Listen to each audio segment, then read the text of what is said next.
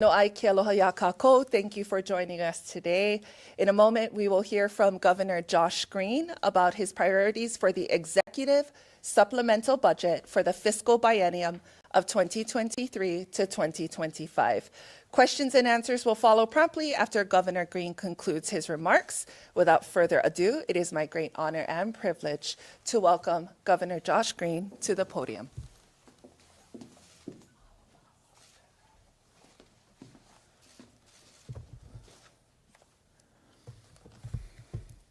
Aloha. Good to see you guys. Okay. Get this lot to prep for today. So get this up here.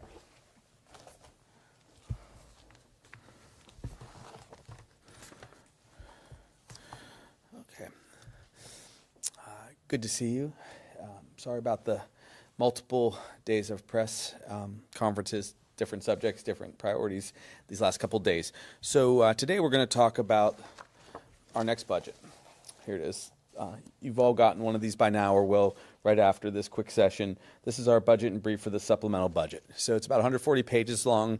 It details what the priorities are both now and going forward, also what the plan is to deal with the obvious reality of Maui. And so this is for everyone to share, so we'll have that available. Okay, so I'm going to go through a few slides today. So I'm pleased to submit this budget to the legislature. They'll also get it this afternoon. What you will find in general is it's a structurally sound budget. It maintains our priorities, which are taking care of people. The GAP plan is still included. That's our green affordability plan. This is the next stage of the tax breaks for those who are ALICE families who have been struggling. It, of course, has a significant commitment to Maui and the recovery over the wildfires.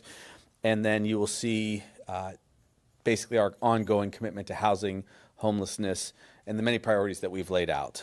I'll explain how we're able to do that in spite of the fact that we've had a tragedy last year. Let's go to the next slide. Okay, so you will see here that what this budget does is it maintains our strong reserves. At the end of this fiscal year, we'll have $827 million on hand. That's our projection. And then the following year, we'll have $755 million on hand. The reason we keep these reserves in place is because if we are fiscally sound, we maintain good bond ratings, we maintain the capacity to borrow money at a lower rate, we maintain a capacity to care for crises and deal with crises. So as you can see, that was very important. So this budget covers our wildfire costs, which we'll dive into. It invests in significant disaster preparedness, which is obviously important in climate adaptation. We have several general funded projects that we have now converted over to bonds from cash. That frees up resources for us to deal with the recovery and spreads out some of these projects over a longer implementation period. But mainly, I do want to recommit ourselves to our priorities in housing, homelessness, healthcare, climate, and education. So this wildfire disaster that we experienced on August 8th showed us more than ever that we have to keep pushing for housing. That's a very important thing. On Maui right now, if we had 3,000 more houses available, we would not be in nearly the dire straits that we are. We wouldn't have to be rushing to convert short-term rentals to long-term rentals. So it's important that everyone know that we're going to keep pushing for housing. I'm going to talk a little bit about each of these areas in a second. So let's go to the next slide. This gives you a good look at kind of what the overview is. It's all broken out in this, in the supplemental budget brief. It's important. We've added $326.7 million to this budget. Most of that additional cash that's in the budget expenditure is going to our responsibilities on Maui. That includes housing people. It includes building. It includes just any number of necessary commitments. Remember, we pay about 10% of what overall costs that arise from a crisis. In some cases, we pay 0% for a period of time, like the cleanup, the debris cleanup. That could be a very large expense, 1.2 or 1.5 billion. If we don't do it quickly enough, we then may end up not having 100% reimbursement. So we have to be thoughtful and actually kind of seize this opportunity to fund projects. You'll see other numbers on this slide. Let's go to the far right there. You can see the $2.8 billion, that increase. A lot of that is revenue bonds for infrastructure from the Department of Transportation, a lot of federal monies. Again, I'll break it out more in the coming slides, but we've increased our budget slightly, and we're able to do that because we converted some of those cash projects to bond projects. We didn't have to cut back on any of our priorities, though. Let's go to the next slide. It gives you an idea of what we're funding as far as departments go. This pie-shaped visual shows that our commitments are what they always have been, but we're even further enhancing in our administration some commitments to human services and education. On the far side of that, you see the budget and finance numbers. Those are pretty fixed costs. That's like our retirement funds, health care, just services that the department offers. That's very important to know that we don't have much flexibility there. But then the human services budget, we are kind of a human services administration. We're very focused on mental health care and homelessness. That's where a lot of those monies fall. You can see monies there in transportation and health also, but education continues to be a commitment. That's that bottom gray pie-shaped visual there. So let's go to the next slide. So our state priorities for this year: disaster preparation, fire response, and recovery. We know better than ever that we are going to statewide have to expand our capacity to deal with crises.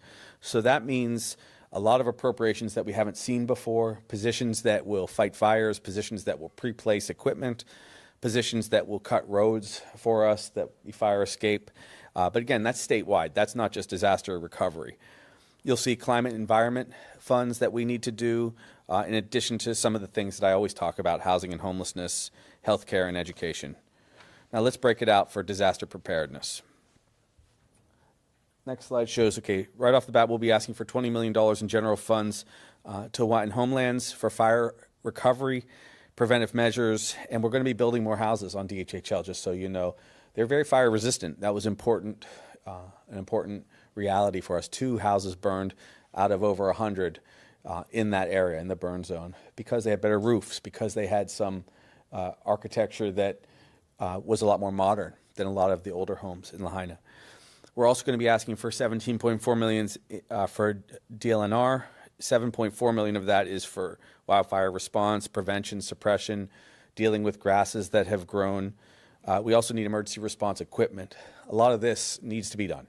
Just needs to be done to be safe going forward. As we can see, a disaster like what happened on Maui costs us loved ones, and it can cost billions of dollars of housing.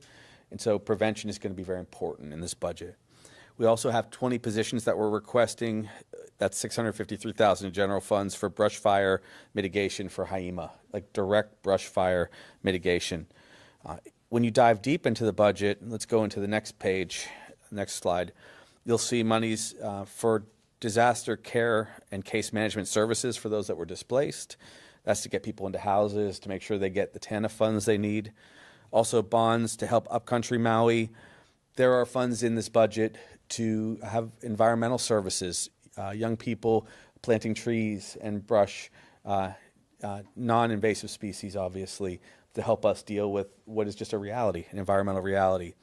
And then there's significant revenue bonds for major repairs. We're going to have to reinstall highway facilities. We're going to have to be fixing pipes in Lahaina, in the area. We'll be supporting the county all the way to the end of this. So that's another appropriation. A couple more slides on climate environment. So in this case, you can see we're asking for $7.5 million for DLNR to improve our resources directly for landscaping. That's what I was mentioning before. We're asking for 3 positions, which is not a lot, for Hawaii Climate Change Mitigation Adaptation Commissioners. We think that having expertise will be valuable. We can do it internally, but there are some specialty services and information we'd like to get. We have special fund dollars for solar grants and the Hawaii Green Infrastructure Authority operations, and then millions of dollars for state parks too. A lot of your appropriations are going to be environmental this year. Let's flip over to infrastructure for housing and homelessness. So we're committing ourselves to the Public Housing Authority. As you know, a couple months ago, We approved 10,800 units for the Hawaii Public Housing Authority. We need to keep that going, and we need to charge that forward because we have such housing needs all across the state. Also, some public housing was burned on Maui. It's important to note. $10 million in general obligation bonds for statewide health and safety improvements in those public housing developments. Bonds for UH West Oahu and Kapolei. We're committed to that development. We'd like to see West Oahu build housing as soon as possible, and also Iwalei Kapalama, another bond. This is building on bonds that we've had before. And then finally, some rent supplements to help low-income households to afford rent. It's very important. Let's talk a little bit about healthcare and mental health care. After the COVID era and now the era that includes the Maui wildfires, we really want to make sure we continue to have added services in our state. There was a lot of discussion recently after there was a tragic event at the Hawaii State Hospital where an individual was killed. We are trying to improve that facility and those grounds in general, but it's not just facilities that make the difference, it's also personnel. Dealing with what has happened in society these many years, more drug addiction, self-harm, we need more psychologists and psychiatrists. So we have a request for $20 million in psychiatric inpatient services, $13 million in general funds for locum tenens, that's doctors and nurses that come through part-time, all for the Hawaii State Hospital. This is complementary to what we had this year, which was a very significant success. The legislature approved $10 million last year, if you remember, for loan forgiveness, and then $20 million in the second year, or $30 million. We'll give you the updates next week, but we've had over 1,000 individuals chosen for those loan forgiveness programs. That's the HELP program, the Hawaii Educational Loan Forgiveness Program. That's a game changer right there to get more people into mental health care, into psychology, into social work. But when you're at the state hospital, it takes very advanced care, and so that's why that appropriation's there. We also are appropriating $6.7 million for general services at the Behavioral Health Crisis Center in Iwalei. That's our Iwalei Resource Center in partnership with the county. And then $10.8 million for child and adolescent mental health services. For a long time, we've come up short in delivering mental health care, especially for adolescents. There's very little care on the neighbor islands. Much of that care has to be born here. So that's an important appropriation. And as we come down the stretch, healthcare access, there's vision screening dollars this year. We have a lot of match from the private sector. You can see $4.9 million for early intervention for Family Health Services Division, bonds to repair the state hospitals across our state. HHSC is important to us. It's our safety net on the neighbor islands. And then additional monies to expand opportunities to provide and prepare for new healthcare providers. On education, we have a lot of appropriations in the Department of Education. I'll just highlight a few. $64 million for general funds for core services, including food services. We have, unfortunately, a lot of children that are hungry in our state. Surprising number compared to other states, so we need to do much better there. There'll be special ed increases. This comes on the tail of the contract, though, that increased our revenue and expenditures for teachers. We wanted to make sure teachers, public school teachers, were well compensated. We increased by about 20% over time their compensation, so we keep them. That's very important. But here you also see some more behavioral analysts. That's psychological services on the public school grounds. General funds for safety. We're very aware of what's going on in the mainland. We want to make sure that we do all that we can to prevent any violence at our schools. And then finally, we're restoring some monies to the University of Hawaii to pre-pandemic levels. What do you expect from us for the next year?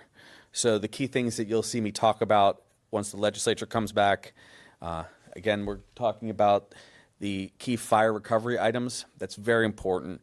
We're going to establish a fire marshal.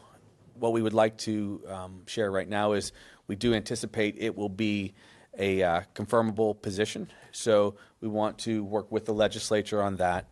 We also will have the new phases of the Green Affordability Plan. And that Green Affordability Plan, we did phase 1, lowering taxes on Alice families.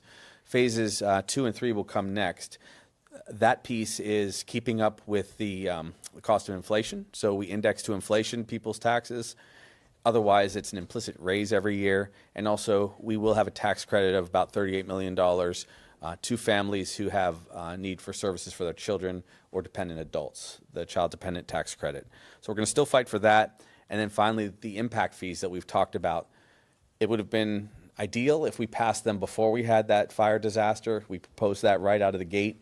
I still think that we have to do that. We have to have a steady stream of resources to deal with fires and to deal with potential other disasters. I still feel the best approach would be to have some of the visitors that we get pay a portion of this, and so we'll continue to debate whether it should be the TAT, whether it should be a part of our global recovery plan, where there'll be legislation, or whether it should come on in the form of a tax on short-term rentals and other high-cost items that should be contributing more to our solutions. So at this point, I basically want to just say mahalo to all of you, and I'm going to be available for questions with my budget and finance director. But if I was to sum up what this budget is, this supplemental budget is, we took to heart our need to care for those who lost everything on Maui. We're going to make them whole. We're going to help them survive. We're going to also keep all of our priorities on Oahu, and what we did is we right-fitted our budget. As you know, last July, I line item vetoed $1 billion, and we didn't anticipate that a month later we would have this disaster, but we knew we had to be somewhat prudent with resources because things always do come up. In this case, it was a disaster on one of our neighbor islands, and it's difficult to predict what will come next. We anticipate good revenues going forward. The early signs are is we're going to have a good budget and good revenues going forward each year, but we can't take that for granted. So we're going to keep our priorities. We're going to keep focus on housing. We're going to solve homelessness over the course of a long period of time, decrease it by half in 4 years if we can, and make sure people have health care. Thank you very much. Mahalo, Governor Green. Now I would like to open up to questions from the media. Excuse me, I will repeat the question before inviting Governor to respond. With that, we can start with Max. Yes, Governor, if you could talk a little bit more about the unforeseen impacts from the Maui fires and maybe some of the areas that had to have some of the budget pulled out of, maybe specific projects, departments that you could talk about. So the question is around seeking clarity regarding the Maui wildfires as it relates to the budget. Yeah. So I'll start it off, and then and I'll let or I'll ask our Budget and Finance Director, Lewis, to chime in. So we are anticipating over time, expenditures of up to $500 million for the disaster, keeping in mind that the impact will be greater than $5 billion, but we pay usually just a fraction of that because we're supported by the federal government. We already have set aside $286 million to support the Major Disaster Fund. That's important because we have costs that come in a rolling fashion, whether it's housing, rebuilding infrastructure. There will be some settlement needs. So that is obviously the financial impact. Now, the human impact was much greater, and it's going to take time for people to bounce back. So a lot of jobs were lost. We have about 5,000 people still on unemployment. We are seeing recovery advance a little more quickly than we anticipated on Maui, but travel to that island is going to still be slow for some time. So it will have a slight impact on our bottom line. In other words, TAT revenues are going to be down, though we're seeing other revenues up. We're seeing people's tax revenues come in higher, and same with the GET. We can go over those numbers with you in a minute. But when we talk about how we're restructuring the budget, I'm going to defer to Budget and Finance Director because he can explain how we moved some of our monies from projects that were cash bonds into other forms. Thank you, Governor. Thank you, Max. It's a good question. We did not stop anything that wasn't already in the budget. We made some adjustments within the state's operating budget for FY24 in order to move projects that were previously cash funded into GO. So nothing was actually stopped when it comes to projects that were previously appropriated by the legislature. It did require us, the events of 8/8 did require us to create more liquidity in the financial plan, primarily because we needed to make sure that we had cash available in order to cover these upcoming invoices and costs that we're going to be incurring because of the Lahaina wildfires.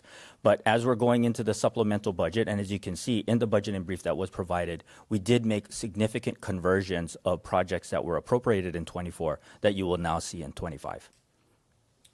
There's one thing I should have mentioned earlier, I had intended to mention. This budget does not rely on any of our rainy day funds. So we still are leaving that fully intact at $1.5 billion. It remains to be seen what our costs are going forward, but that is important. And just 2 weeks ago, Lewis and his team did an excellent job in New York seeking new bond buys. And we ended up having, I believe it was $2.5 billion of offers?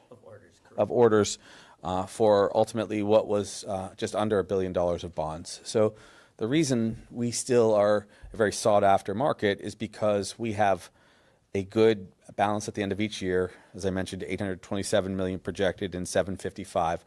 We always want to stay above 500 million at the end of each year.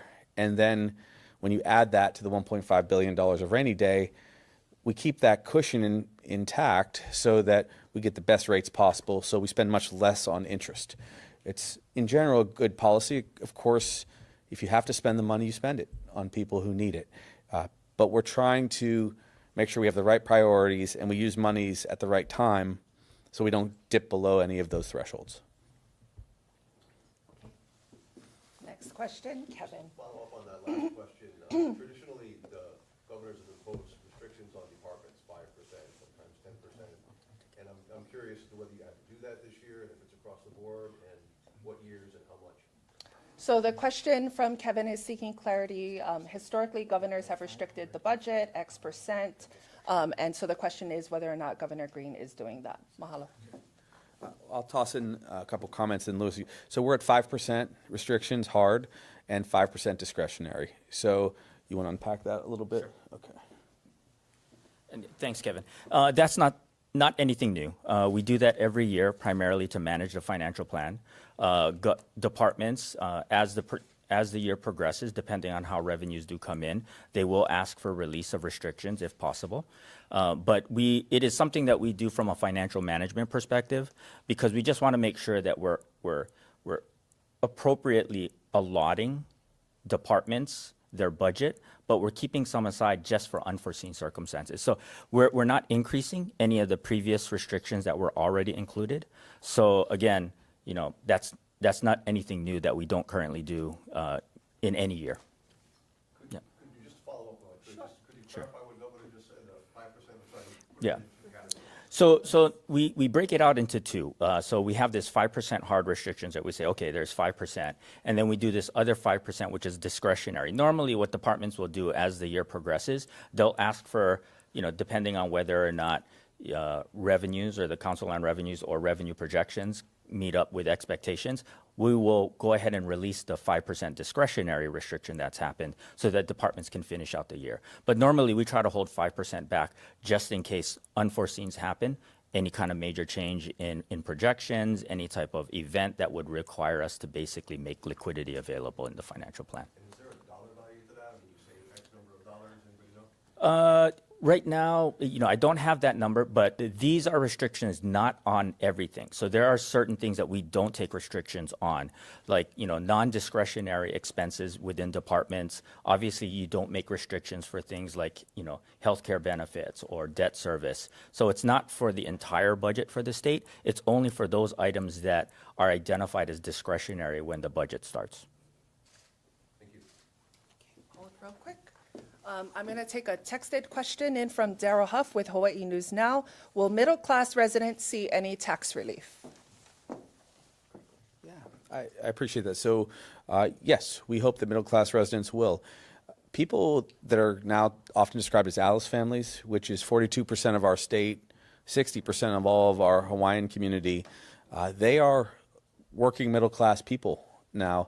And so we are projecting $38 million of added tax breaks for individuals that have children that are getting care, preschool care and so on, and also dependent adults. So there's money there. And also by indexing our tax brackets to inflation, we will actually begin to track better with reality as far as earnings and taxes, and that should help everybody in the middle class. So this is adding to what was the first, about 40% of the tax breaks that we had wanted in our first year. We had asked for about $250 million of tax breaks. We only got about $100 million in the first session. I think people were feeling their way into the year and the administration.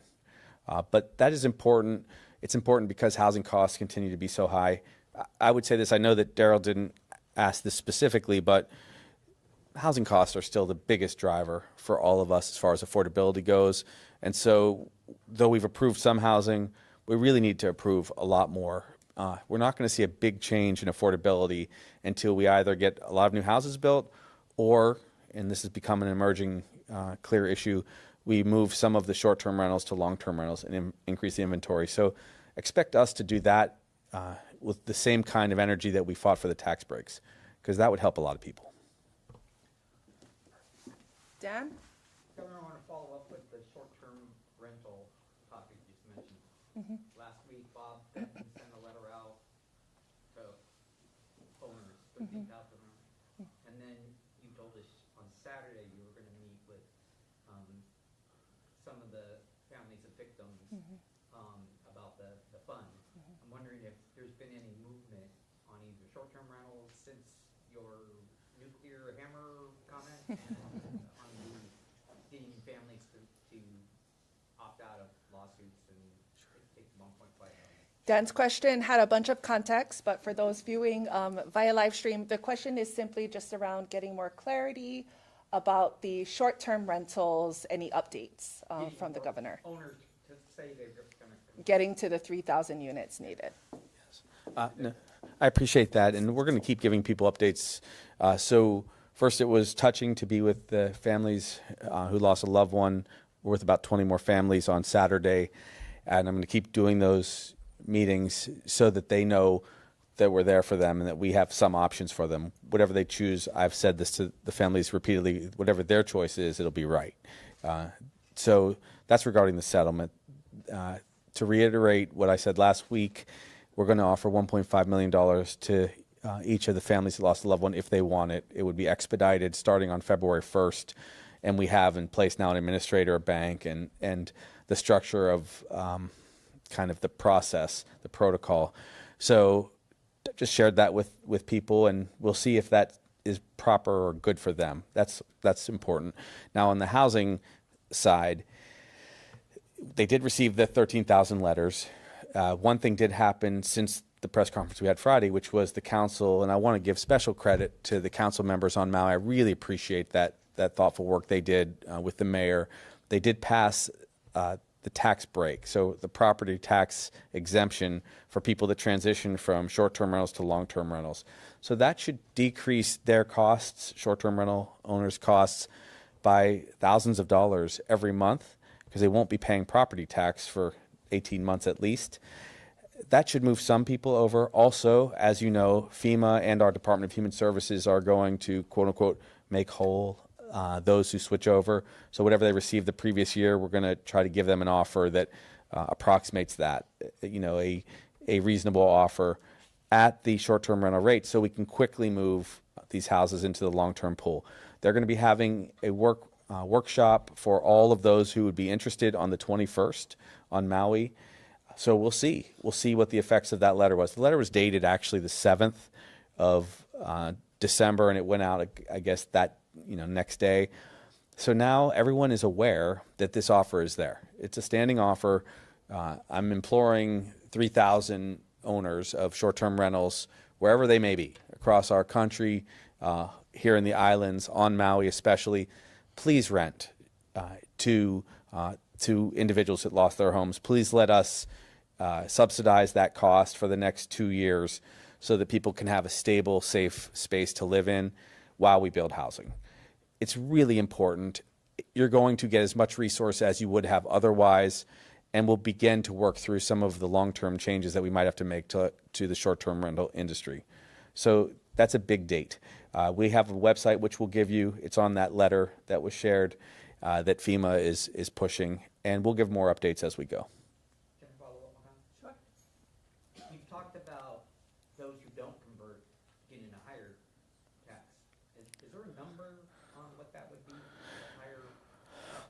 there's a concept which the mayor shared with me, and that concept is it should offset at least the tax breaks that people get for converting. In other words, if $50 million of tax breaks are given to individuals who change from short-term rentals to long-term rentals, the idea would be to at least make up that amount of money, because Maui's going to need resources. I'll remind people that the short-term rental circumstance is this. If someone has a regular house and they're renting it to a local family for $4,000, they're getting $4,000, they're paying their taxes. The house right next door, if they're an Airbnb, is getting about $14,000 a month, 350 to 360% of what the regular rental is. So it's really skewing the housing market so much that we can barely get people into housing. And we are going to have to rely on people's best intentions. In this particular case, because it's an emergency, we're going to do what we have to get those short-term rentals moved over. But over the long haul, we should provide changes in the tax code so that it evens things out somewhat. It's just too much in the way of a force against local owners. And I would suspect that you're going to see a lot of legislation and proposals this coming year here on Oahu, because it's gotten out of control. We just have too many short-term rentals in our state with too much housing need. Audrey, I'll get to you. I'm going to go to Chad first. It's a follow-up to what Dan brought Okay. up, Governor, the Victims Fund. The One Ohana Initiative is the same thing, right? Yeah. You talked on Friday about how more people are signing on, Hawaii Telecom, how you really hope a lot of people would take advantage of that 1.5 million per victim. I'm still not clear, we're looking at, in theory, about $150 million for this fund. How much is the state of Hawaii going to kick into that fund? I believe Hawaiian Electric, about 75 million, but do we have more precise numbers about that initiative? So the question from Chad is around the state's share into the One Ohana initiative. I'll break it out, yeah. So, and let me do a little clarifying, and I'll give you a straight answer. Okay, so One Ohana is the overarching initiative, okay? And that's going to be built into phases. Phase one is for the victims, for the families that had a fire victim that lost their life or was severely injured, okay? So that's the 100 individuals. And then also under the One Ohana initiative is next going to be resources that we'll raise statewide to help with some settlements for lost houses and damage to property and lost business revenues. Okay, so there's going to be multiple phases of this. Okay, so we're at 162.5 million right now, already committed. Yes, HECO has committed $75 million. I've committed $60 million. Which is built into our budget plan under the major disaster funds. Then we have a commitment for no less than $15 million from Kamehameha Schools, $10 million from the county, $2.5 million currently from Hawaiian Tel, and we are still seeking input from others. So we will see if we get other partners. Have also, now we move to the global, approach. Those are individuals that are involved in litigation, have been named in suits, feel a sense of urgency to be responsible for the losses. The broader fund, we expect a lot of other people to come to the table to help us with. This is, for instance, like members of the HEC, other councils where they have multiple members, some include banks and other large businesses that just want to help. Some have land, some have resources like planning, some have engineers, some will have money, philanthropists, and those will come in next. But I didn't want to mix the two. I just wanted to help that be clear. Clarification, did I hear you say you have 162 million, of which 60 million currently is the state, Correct. which is factored into this budget, is that right? Yes. If it's 150 million, does that mean this surplus, if you will then go to the second phase? So that remains to be seen. So of the 162.5 million, that would be completely consumed if we have a lot of individuals opting in to the settlement. I would be very surprised if everyone did. In fact, a significant percentage of people might wait. They might litigate, though it will take several years. So that's up to individual families. I respect them no matter what they choose. The leftover money would likely go back to the parties in a proportion. because it's important that we recognize that phase one was really specific to people who lost a loved one or who were hurt. And then the next phase, as described, is separate in some ways from that. It's some insurance questions and so on. So they have to be a little careful. I see, as you say, that's the February 1st date. So February 1st start date for people to get in. It'll be at least open for 60 days, longer if necessary. But I think people will know by then whether this suits them or not. And if they, are suited to a settlement, then we'll just expedite it for them. Yeah, you bet. I'm down to last two questions. I'll take Audrey. I wonder if you can elaborate on the 20 positions set aside for the Hawaii Emergency Management Agency that is supposed to deal with wildfire mitigation. Okay, the question is around detailing the 20 positions set aside for HAIMA for wildfire mitigation. I'll let. Thank you for the question. The details of which you will see, it's included in the operational budget. It's in the Department of Defense section. But these were positions that were requested by Hawaii Emergency Management Agency in order to address not just the situation on Maui, but throughout the state. So it is a statewide initiative that they're doing in order to address these things. So it's, again, these are positions that are supposed to be helping with fire breaks, doing assessments, doing all of the things in order to make sure that the state is well prepared in the event that another situation like this, in order to prevent a situation like what just happened. Yeah, sure. Is there any money for firefighters, new firefighters that you'll be bringing on, or is it just the money? There is money for firefighters within the Department of Transportation, but firefighters normally are a county function, and those are handled by again, the Maui County, City and County of Honolulu, and that. But there are costs associated for firefighting within the Department of Transportation, specifically in the areas like the airports, which the Department of Transportation Director has in the past made those positions available in order to help combat fires when they do arise. So again, there is some stuff that the state does do, but primarily the handling of firefighter response is done at the county level.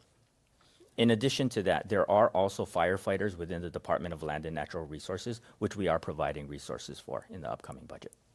Yeah, I can elaborate from memory, I think, a little bit. I think $10 million to some of the infrastructure. Though it wasn't part of today's presentation because it was already kind of mentioned before, I think we have $16 million a year for helicopters to enhance our capacity to transport individuals that are injured from around the state, neighbor islands and rural parts of Oahu to facilities here. So we decided that a while back because of the circumstance with the Hawaii Life Flight that went down last December. So there's a lot of movement on this. One of the reasons I want to have a climate impact fund is because I want to raise tens of millions of dollars every year so that we can help the counties much, much more when they deal with these kind of fires and hurricanes and tsunamis and volcanic eruptions and whatever else we come up with. Kevin, you have, okay, go ahead. If I can, just to follow up on that comment, Governor, how much of a revenue stream do you feel you need from this, what's been called the green fee, right, the climate impact fee? So the question is, how much of a revenue stream does the governor think he needs from annually? I would like no less than $50 million a year, and I'd prefer much more. The reason for that is it's not just meant, though it will be best used probably on mitigating fires in the future, dealing with the environmental concerns that we have, helping with fire breaks, but we also are going to see a steep increase in insurance costs across our state, and that's for both commercial property and for people's homes. It's going to be hard for people to afford that insurance if it's not subsidized, and I think that we're going to need to use these climate impact fees to help with that. So we've talked a little bit about that before. You'll see legislation, specific legislation to this effect. Watch out for a couple bills so you can see where this is tracking. There'll be a pure climate impact fee bill. There'll also be a bill that is called securitization. That's to deal with what happened with the fire and how we find resources going forward. That deals with HECO and any other energy companies that would be in our state. But that might also be a place where we look at costs and find out whether we can take monies in a sensible way and put it towards prevention. So these are the big pieces of legislation that we'll have to look at. And then there is going to be discussion about whether or not to raise the TAT tax or not. I know that that can be controversial, but monies that come in from travelers, I favor, because the impact is from that 10 million travelers to our state. And we have to keep them safe just like we have to keep our own people safe. Can I just get a clarification real quick? So the $50 million a year would be used for both various different types of mitigation programs? Yep. And also a subsidy for insurance? Or are you looking at another revenue subsidy for insurance? Or It would be how that work? same for now. I mean, it's $50 million minimum for what we need. And frankly, we have a lot of catching up to do as far as developing more positions like were mentioned. We need to update our fire trucks. We need to update our water systems. We need to update, we have to create this department for the fire marshal. That's going to be several positions, which is in the budget. And we're also looking at, like I said, tens of millions of extra dollars to keep our insurance market liquid. That could be actually a driving force to pass this. I think that a lot of people are worried that an already expensive housing market could skyrocket upward if we're not careful. We would not be able to sell housing if we can't insure housing. And that's a very significant challenge that we could face. So usually it takes a couple of years for those insurance rates to drop again. And then you have to knock wood and hope that there hasn't been another tragedy or another event. We can't just leave that to chance. So that's why you'll hear me talking about captive insurance markets and subsidies for reinsurance for our state to keep that affordable for us. This is just a final sort of detailed question, Governor, and then we can open for your closing remarks, which is related to the climate mitigation fee from Daryl Huff at Hawaii News Now. Where would the money come from? Who would pay into it? STRs, your preference? Question mark.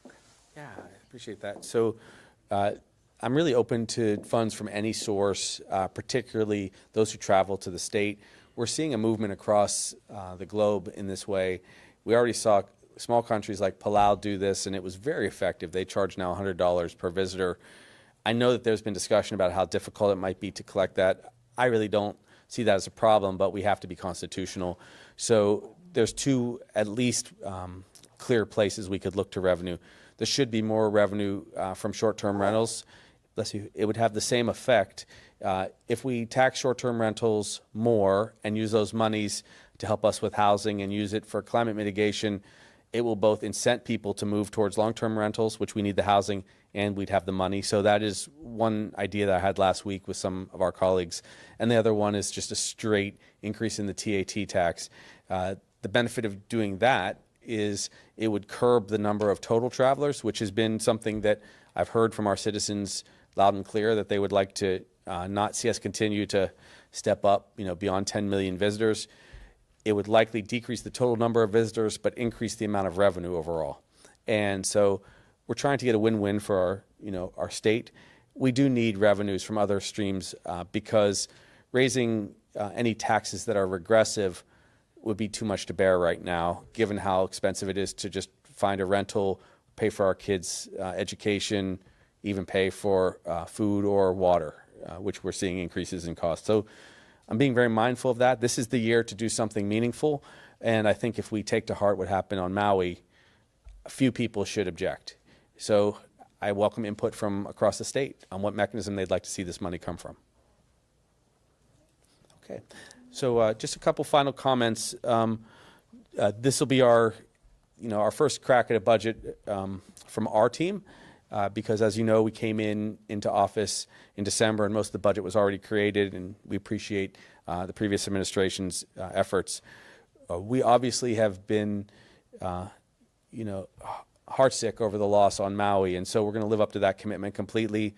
But we know that there are so many priorities that people all across the state really need us to stare down. And so we're going to continue on with our housing priorities, our homeless priorities.